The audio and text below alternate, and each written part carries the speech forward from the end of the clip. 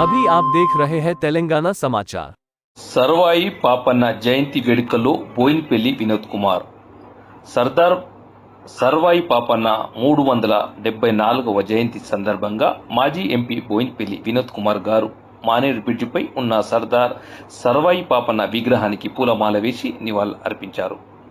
ఈ సందర్భంగా బోయిన్పల్లి వినోద్ కుమార్ గారు మాట్లాడుతూ సర్వాయి పాపన్న పేరు తెలంగాణ ప్రజల గుండెల్లో చెరగని ముద్ర వేసిందని, తెలంగాణ బహుజన ఆత్మగౌరవాన్ని ధీరత్వానికి సర్దార్ సర్వాయి పాపన్న ప్రతీక అన్నారు.